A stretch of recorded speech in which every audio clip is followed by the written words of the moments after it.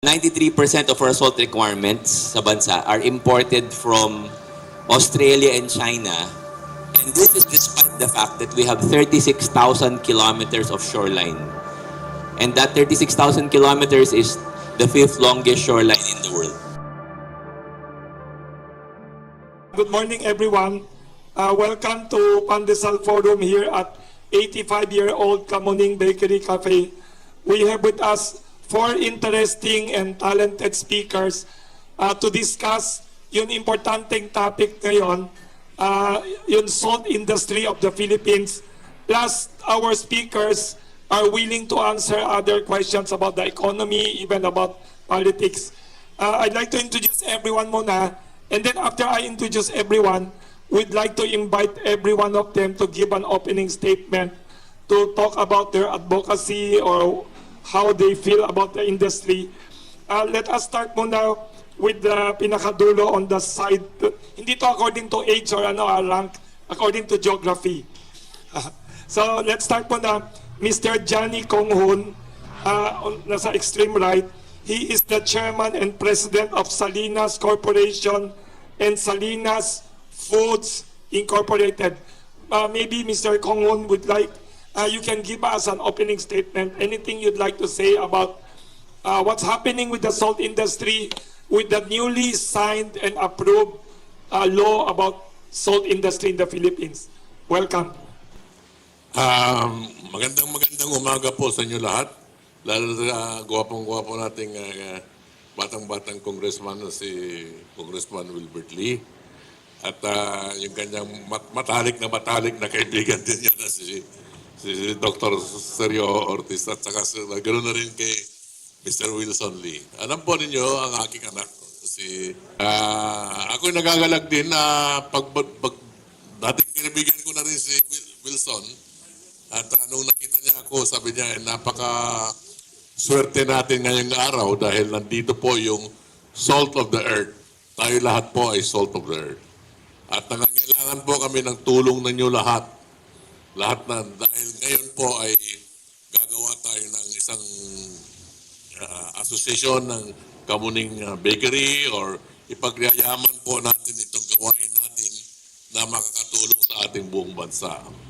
So, ito pong ginagawa kong ito ay 1993 pa ho.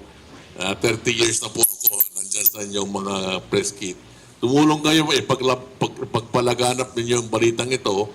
At mamaya, meron din kaming offer sa mga matagal na kaibigan na ni Wilson Lee na mga kayo lahat na media na kayo po ay maging magkaroon ng member po kayo ng advocator. Meron po kayong gawain at meron kayong negosyo na ibibigay namin sa inyo. Salamat po. Thank you very much, Mr. Johnny Conghon. To invite to give an overview of the salt industry. Nagulat ako na he is the only salt engineer in the Philippines out of 110 million people in the country. Mr. Gerard Conghon, President of PhilAsin. Thank you. Good morning. So my name is Gerard Conghon. So I started going to a salt farm when I was 10 years old. So at that time I enjoyed kasi parang snow, 'di ba, naglalaro. Pero ngayon I have learned a lot about our salt industry, our country. And now I'm happy to contribute and welcome all of you na magtulong-tulong po tayo to revitalize the country's salt industry. We also want to thank lahat po ng mga tumulong sa salt industry, lalo na sina Congressman, sina Mr. Ortiz, para po mag-improve ang ating ekonomiya. Thank you very much. Thank you. Next, we'd like to invite to give an opening statement, the very dynamic and talented Congressman Wilbert Lee of Agri Party List. Welcome, Congressman. Thank you so much. Pwede kong maging campaign manager to si Wilson. Una sa lahat, good morning to all our media friends here. I'm so happy and honored na maimbitahan po dito. And of course, gusto kong bigyan kayo ng konting context kung bakit po ako napasok dito, no. Actually, I'd like to thank si Press Serge Ortiz Luis, no. It was he who actually first called my attention to this what is happening in the salt industry in the Philippines. And then pinapunta niya sa akin sa office sila Sir Gerard and Sir Johnny. And it was the first time na nalaman ko, no, kung ano yung nangyayari. Very ironic that sabi nga niya kanina, pagpasok ko, we have the longest shoreline in the whole world. We are an archipelago na papaligiran ng dagat, and yet we are importing up to 93% of our salt, no. So ganun po yung sabi niya sa akin. Ako naman, ang lagi kong tinututukan kasi ay yung kung paano po maglikha ng bagong trabaho, no. So yun po yung nakita natin dito, the opportunity na makapaglikha po tayo ng karagdagang trabaho para po sa ating mga kababayan. Dahil alam po natin na pag meron pong trabaho, meron pong kita. Pag may kita, yung pong mga pangamba, yung pagkakaroon ng sapat na pagkain, sapat na kita, yung pong pangamba at takot pag nagkasakit, walang pambayad sa ospital, walang pambili ng gamot, apektado yung kita, ubos yung ipon, baon sa utang, yun po ay mawawala, no? So, yan po yung pinagagalingan natin. Kaya, together with I'd like to also thank ang aming chairman, no, Chairman Mark Inverga, and then si Congressman Ron Salo. Kasama po yung iba pa namin kamasamahan. Talagang isinulong po natin itong Philippine Salt Industry Development Act. No? And we are very happy that last March 11, ito po ay napirmahan na ng ating Pangulo. Magandang umaga and maraming salamat po sa inyo. For helping the country with the salt industry development law. Next, we'd like to invite to give an opening statement Mr. Sergio Ortiz Luis Jr.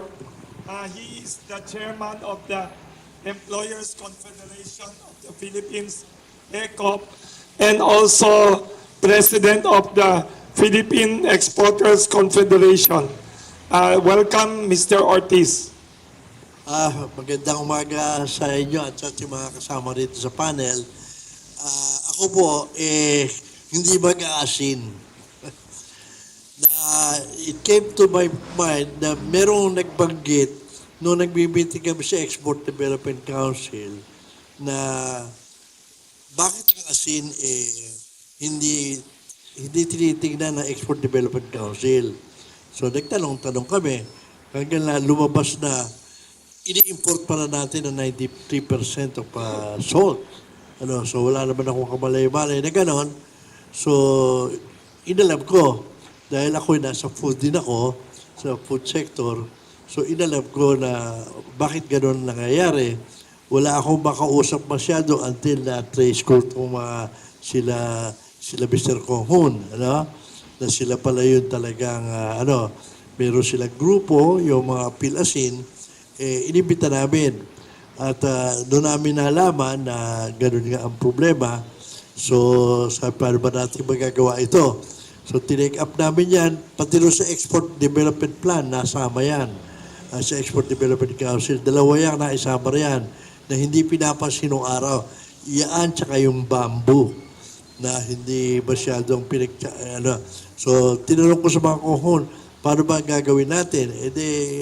Meron na kang kailangan, merong maipasang bill, may nag-file ng bill yata na unang-una si Congressman Ronzalo, pero sabi ko, alam mo, kailangan dito tulong, hindi basta-basta maipapasayan. So sabi ko,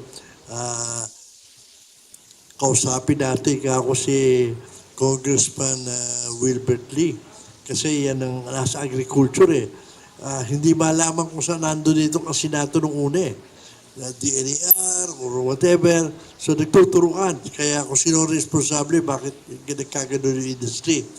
Ito kasi si Congressman Wilbert Lee, subok na namin. Dahil kung hindi nyo nalalaman, nung kami may mga problema tungkol sa nagtataas na insurance, dinodoble halos lahat yung insurance. Nag-iiyakan yung mga mga taga Philippine Chamber of Commerce, yung mga bankero, yung mga users ng insurance, mga car industry, dito kami nagtalong kay naharang niya mag-isa, naharang niya yung pagtataas.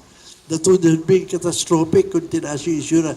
So, medyo believe kami talaga, kaya sabi, yan ang puntahan natin. So, nung pinuntahan namin, may nagkatulong-tulong na, pati rin sa mga hearing o mabot sa Senado, talaga malakas na ang dating nung asin, nung salt. So, ngayon, under the new law, na napirmahan nung Marso lang, Marso lang. Hindi ko alam kung effective na ngayon. March 11. March 11. So anyway, yung IRR wala pa. So dyan tayo magpapatulong kay Congressman. Hindi ko alam kung sino yung mandated na gumawa ng IRR, pero dapat talaga yung mga Congressman mayroong oversight dyan. Dahil kung hindi, magkakaloko-loko na naman yan. Kaya kagaya ng maraming IRR na naalala ko yung IRR ng bank na karta for small and medium, ginawa yung IRR. Napalitan yung buong law. Yung spirit ng law, wala nangyari. So tulong-tulong tayo, pati media, yung awareness, baka naman yung 93, yun lang awareness itself, nabasa ko sa diary noong isang araw, a few weeks ago, na medyo bumaba na yung 93%. Nasa 80-something na lang yata in-import. 84. So, malaking bagay na, just the mere awareness ng medyo, siyempre, sinipag na rin yung ibang magkakasin, tsaka siguro na yung mga nag-i-import na kung ano-ano, medyo nagbawas na rin. So, I think, malaking magagawa natin kung tayo magtutulong-tulong na hindi lang natin mapababa yung importation, baka export tayo na asin. It's Mr. Sergio Ortiz Luis Jr. Very good overview and hope niya na instead of a big import every year, sana maging export pa ang asin sa Pilipinas. So we have, we are opening the floor for questions. The first question, sige, magbibigay muna ng overview si Mr. Gerard Conghun about the industry. Maraming tanong ng mga tao. Paki-explain ulit ano nangyayari sa 93% imports and the situation. So here, as you know, we are talking about around 93% is imported. Now, that will actually differ in a example. This is an El Nino year. So, in an El Nino year, we can produce more salt. Mas mainit, no? Init na init tayo kapag tag-init. So, the production is higher, the imported is slightly lower. But in a La Nina year, example, next year will be a La Nina year, you can expect that there's more rainfall and the importation will definitely be higher. So, the bottom line is we still cannot supply our own country salt production, and we have 36,000 kilometers of shoreline.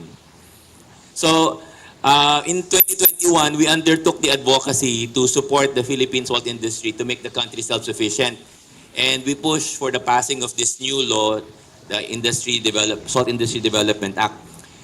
So, we organized the National Association, the PhilAsin, and then we got the support of this, the Philippine Chamber of Commerce, PhilExport, and the Export Development Council. And they gave us a lot of mentoring, and we proceeded to approach Congress about how a bill can be passed.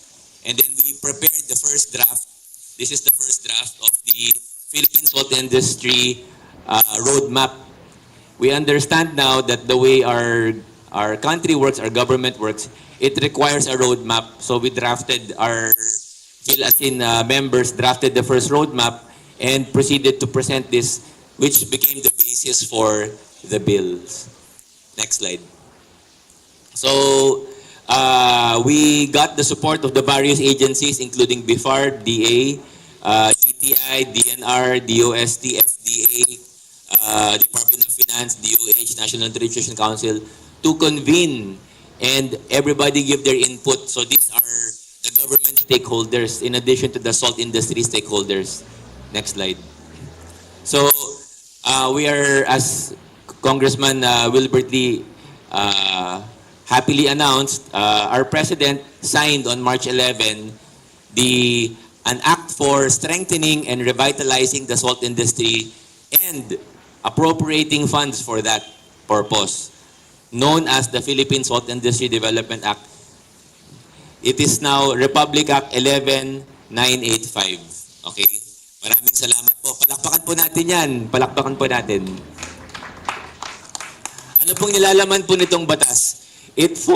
Number one, it calls for the creation of the Salt Industry Development Council and a Program Management Office. So meron na pong tututok sa salt industry.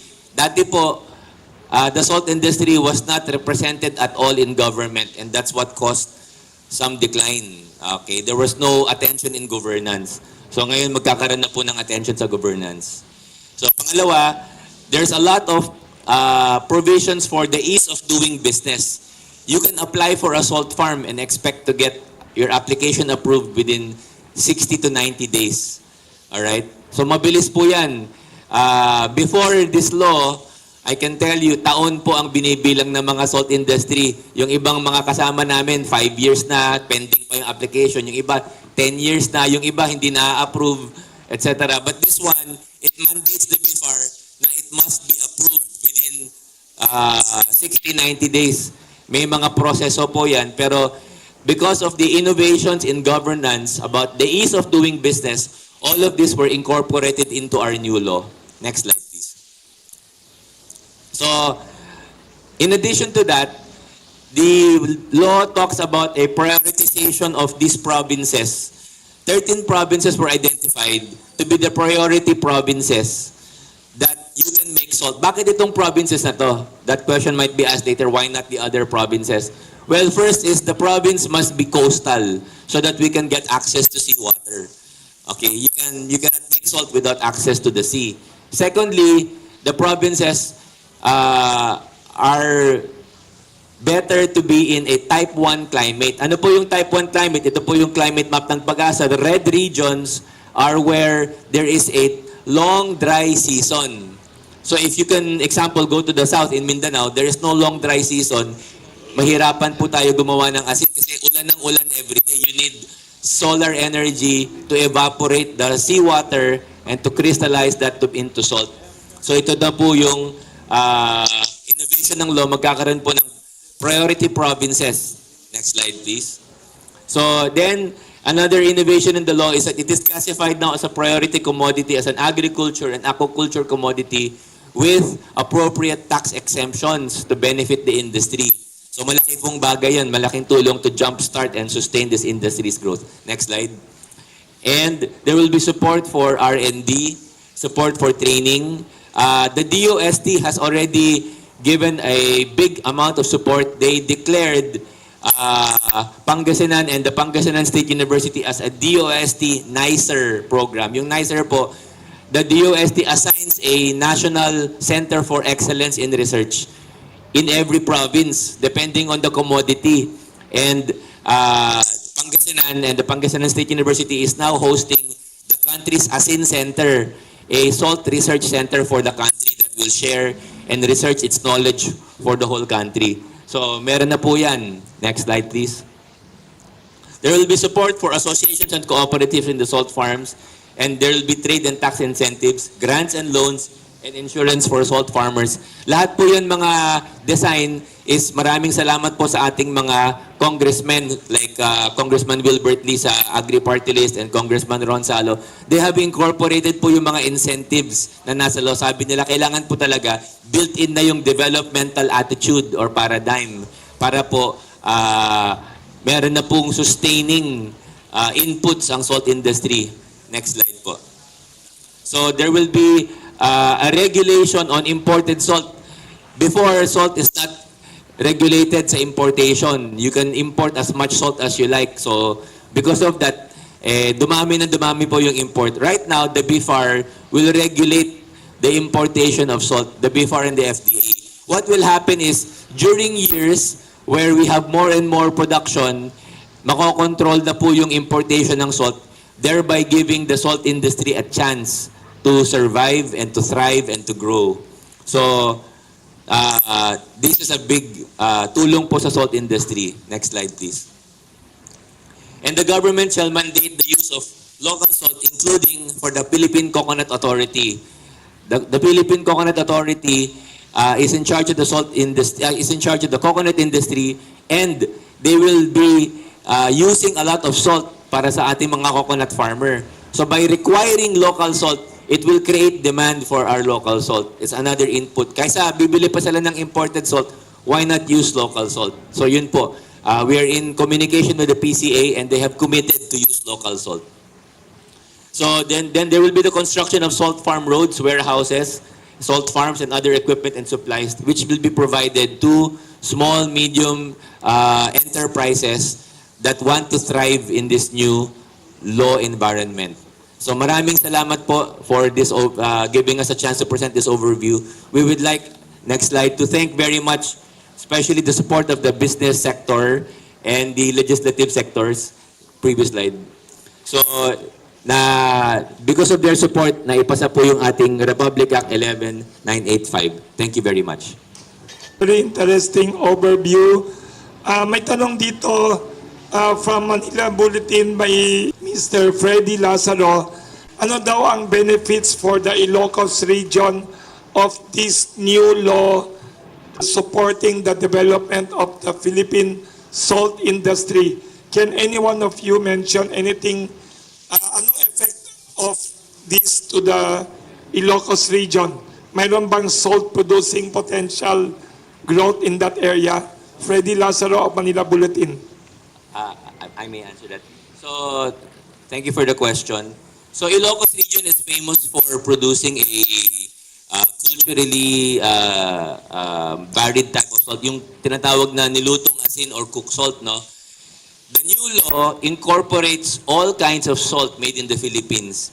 Solar sea salt, cook salt, artisanal salt. So lahat po yan will be supported.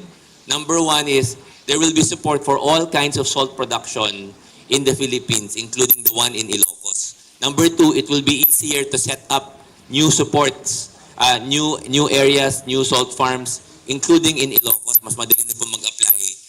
Thirdly, there will be support including research and development para yung mga processes doon, ma-maintain yung pagka-traditional niya and yet ma-modernize and magiging efficient po yung paggagawa nila ng salt.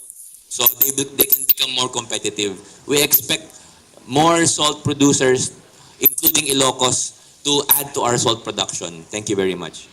So, ang ibig sabihin niyo, Ilocano provinces in your priority list ng government included. May microphone kayo, Congressman Wilbert Lee. May sinasabi kayo. Well, actually, Ilocos Sur and Ilocos Norte was identified among the 13 provinces, no, na priority areas where we have mandated DNR, BIFAR and NAMRIA to identify public lands, no, para gawing salt farms ulit, no. So, Galing, good news. May follow-up lang si Mr. Freddy Lazaro. Ano yun mga provinces? Baka, Congressman, you can mention some of them. well, namely, of course, Ilocos Norte, Ilocos Sur, La Union, Pangasinan, Zambales, Bataan, Occidental Mindoro, Oriental Mindoro, Palawan, Marinduque, Quezon Province, Misamis Oriental, and Antique. These are the declared priority areas for salt production, right? And at the same time, our BIFAR and DNR, through their attached agency NAMRIA, is mandated to finish identifying all these suitable, no, public lands for salt production within 60 days. Within 60 days. Thank you, Congressman Wilbert Lee. And Lazaro. Hello, good morning po. I'm Melanas Moras from BTV4. To save time, isahin ko na lang po, pag susunod-sunodin ko po yung questions ko. Pero ito po ay all about extreme heat lang na nararanasan ngayon. First, for Congressman Wilbert Lee, sa inyo po ba, sa inyong monitoring, ano na ba yung epekto nitong matinding init na nararanasan sa bansa, sa agri-sector? And given sa dami ng nagiging resulta nitong problema, even sa classes, sa mga nagkakasakit, sa tingin niyo po ba nagme-merit na ito ng House inquiry? And kay Sir Sergio Ortiz Luis naman po, kasi yung even yung ibang employees nagrereklamo na sa commute pa lang nila dito nga sa sobrang init. Sa tingin niyo po ba bukod sa mga eskwelahan, kailangan na rin talagang ibalik sana yung sistema ng work from home sa ating mga workplaces? Or yung iba, meron pa nga mga nagsasabi ng extreme heat leave. May, naku, pwede po ba yung ganun? Kasi di ba yung mga working age yung mga tinatamaan ng heat exhaustion, heat stroke. And kay Sir Gerald lang po, for my third question, nabanggit niyo po kasi kanina na kapag mainit, mas malaki yung production ng salt. So for a change, kung yung ibang mga sektor po ba umaaray sa sobrang init, sa inyo po ba it's a good thing naman? And can you further elaborate? Yun lang po. That's my 3 questions. Thank you po. Thank you, Sai. Very interesting mga questions. Well, actually, pag itong nakikita ko na si Mel nagtatanong, kinakabahan na ako eh. Lagi pag ito yung nagtatanong. Well, to answer your question, yung pong El Nino, actually, yung Congress, nagkaroon na po dito ng briefing, no? Nagpa-briefing na po tayo dito kung ano yung ginagawa ng ating mga agencies patungkol po dito sa El Nino, no? Tayo naman, mayroon na rin po tayong mga short-term and long-term solutions na ginagawa dito, no? Yung sabi nyo, yung epekto ng mga to, no? Although si Gerard siguro yung mag-a-answer nito, no? Pero ito para sa salt industry, talagang maganda po itong nangyayari, no? Dahil sabi nga niya kanina, tataas po yung production, no? Itong El Nino na to, of course, apektado po nito yung production, no? Yung production ng pagkain ng ating pong magsasaka, ang production po ng ating pagkain. So pag pinag-usapan po yung apektado yung production, siyempre food security natin po yung apektado rito. And pag sinabi mo rin apektado yung production, yung una pong nangyayari dito, apektado po yung kita rin ng ating pong mga magsasaka, no? So yan po yung natin tinututukan dito, na siguraduhin na ito pong mga ating magsasakas, dahil sila yung ating food security soldier, sila yung pong mag-asisiguro na may makain tayo kahit anong mangyari. Yung nangyayaring giyera, nakikita natin, yung pong ang daming bansa ayaw magbenta sa atin ng agricultural products. So, sinisiguro po natin ito na sila po ay talaga mapangalagaan, no? Dahil sila nga yung ating food security soldiers, no? So, ito si Gerard naman yung sasagot doon sa isa. Thank you for your question. I have 2 answers. One is definitely the salt industry is benefiting from an El Nino year. The variance between a La Nina and La Nino year could be as big as 50%. Ganun kalaki. So in an El Nino year like this is a mild El Nino year. It's not an extreme El Nino year, but it's nevertheless is an El Nino year. So if you would like to take advantage of the hot weather that's coming, the global warming, I invite you to invest in the salt industry. And pag mainit, you will definitely enjoy the heat because there will be more salt production. Ngayon, to address the heat, I will like to share with you a simple practice that we do in our salt farm and our salt farmers. You can get a face towel or a towel. Basain nyo po ng ordinary water. Tapos, itapat nyo po sa electric fan. Mga 30 seconds, no? That's called evaporative cooling. The water will evaporate, lalamig po yung tuwalya. Tapos yun pong ipahid nyo sa mukha nyo, sa balikat. I tell you, it's very cool. It's very effective. And it's very affordable. It's very cheap. It's free. Diba? You have an electric fan, you have water, you have towel. You cool yourself down. And heat is not a problem in our salt farm. Because we've been doing this business a long time, we know that we need to address that. So one of the easiest way to address is to make a cold towel. Ganun lang po yung gagawin nyo. Basain nyo po, ipahid nyo sa mukha nyo, sa katawan nyo, lalamig na po yung katawan nyo. Libreng aircon. Maraming salamat. Well, unang-una, pati yung Department of Parito de Lole, nagbigay sila ng ng advice na kung pwede pag-aralan yung kung ano magagawa para sa mga empleyado dahil sa kita, no? Kami naman, nag-issue rin talaga tayong directive doon sa mga miyembro namin na alam mo, ang empleyado natin hindi na kagaya nung dati. We treat them like the best assets that we have in partners, you know?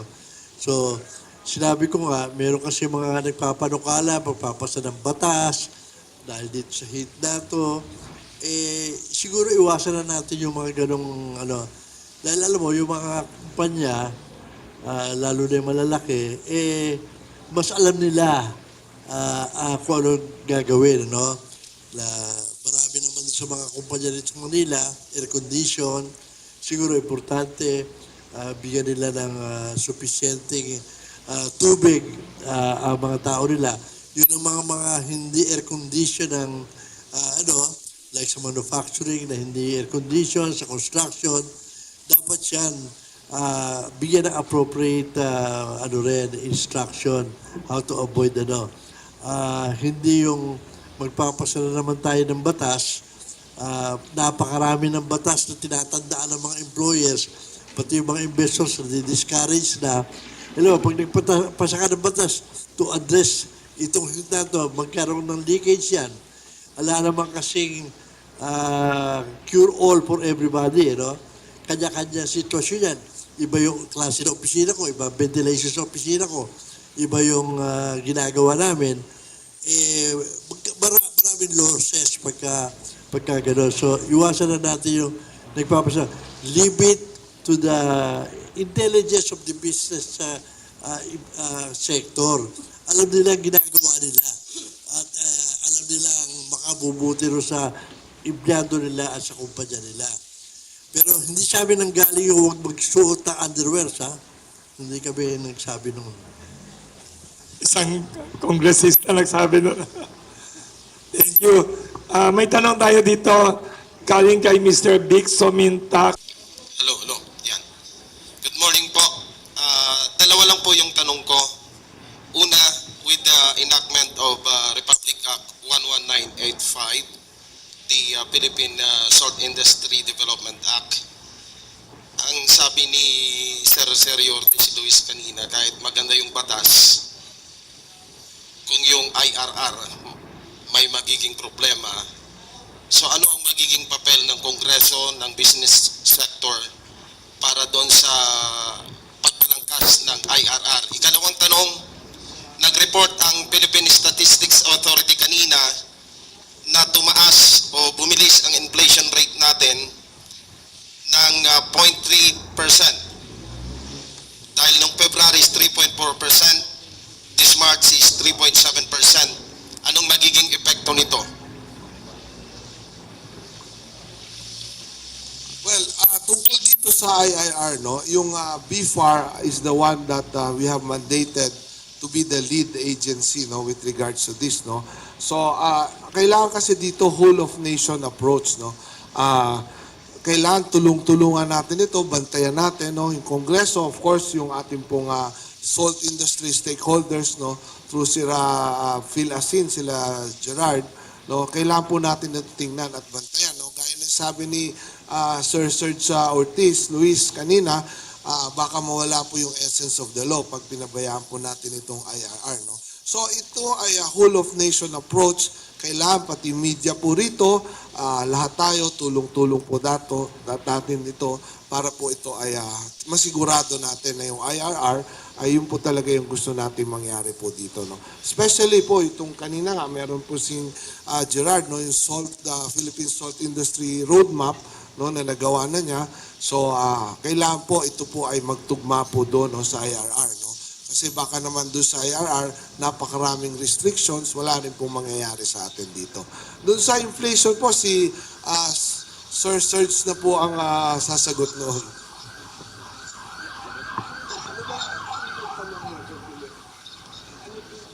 Ano isa tanong mo? Nag-report kanina ang PSA, bumilis ang inflation natin from 3.7 noong February. Nung March ay 3.4%. So ano ang nakikita po ninyong magiging epekto nito ngayon sa atin. Mukha po yatang tuloy-tuloy yung pagbilis ng inflation rate natin since January. Well, I don't think it has anything to do with salt, ano? Maraming issues na lumalabas dyan. Unang-una, medyo among others, yung geopolitics natin. Pangalawa, medyo gumagalaw na naman yung price ng fuel at meron na naman mga restrictions na bago. Sana nasosolve na yun.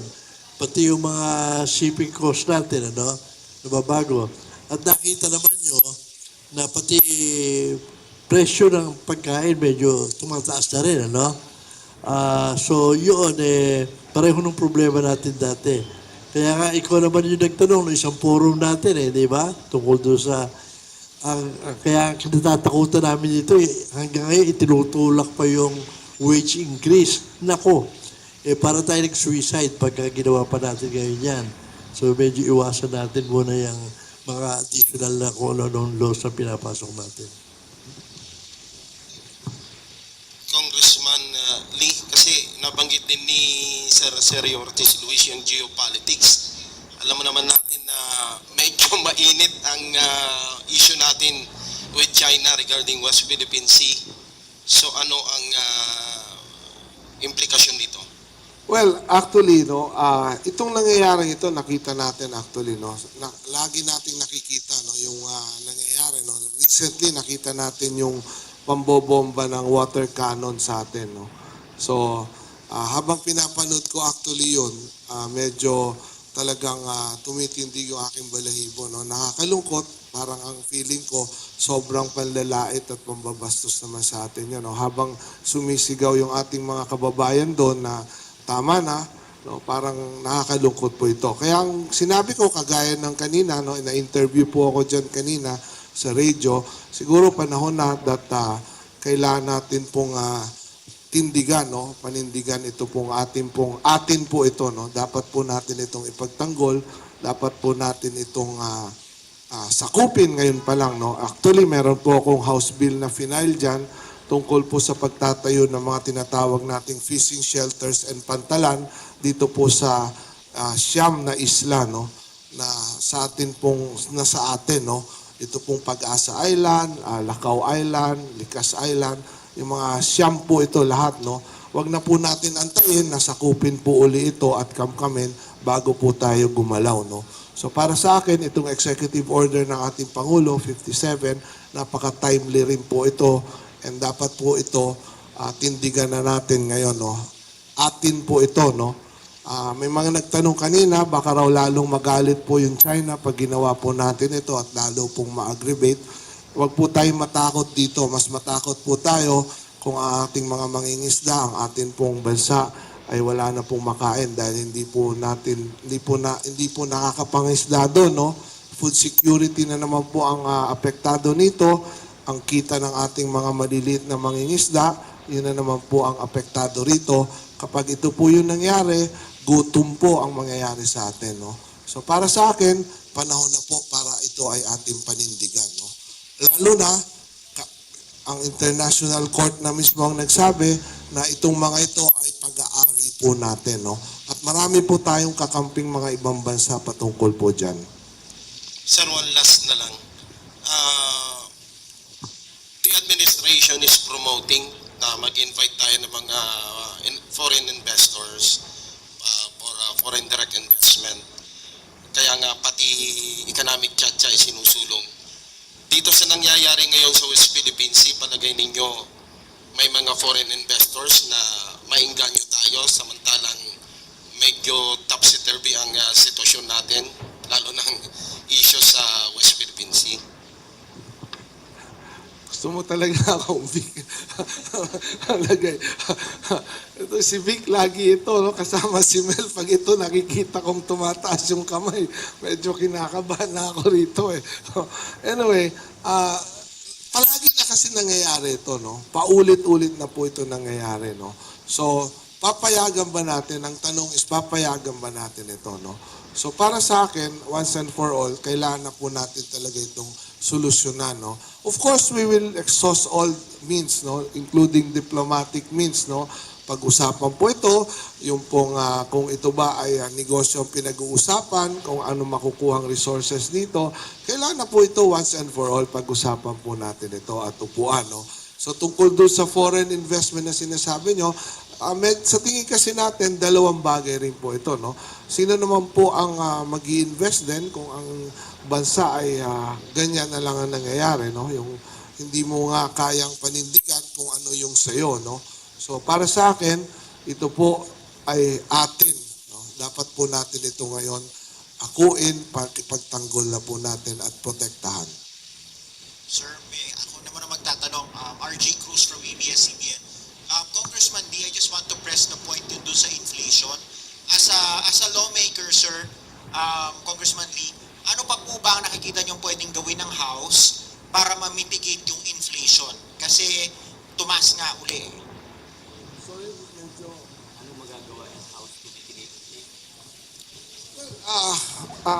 Una sa lahat, no, ito pong ating Kongreso actually, no, nagkaroon po tayo no, through our Committee on Ways and Means. No, marami po tayong marami tayong mga batas na tinitingnan paano kalang fina-file po tungkol po dito. No. Isa na nga po dito yung pong mga tinitingnan natin kung saan po tayo makakatulong sa pamamagitan ng pagbabawas po ng mga buwis po na atin pong pinapataw, no, para mabawasan po itong inflation. At kung ang nakikita po ninyo ngayon, ang isa pong napakalaking contributing factor po ng ating inflation ay yung pagtaas po ng food inflation. No?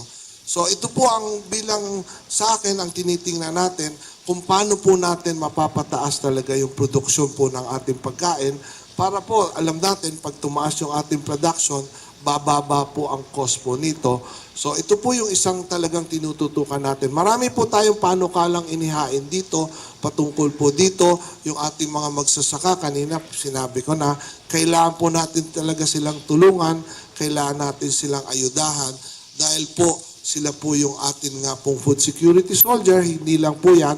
Kung nakikita nyo, gaya ng nabanggit ko, ang napakalaking contributing factor po natin ay ang food inflation. No?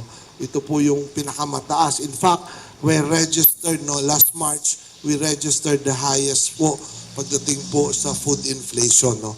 So yun po yung ating pong mga tinitingnan at ginagawa po natin sa Kongreso.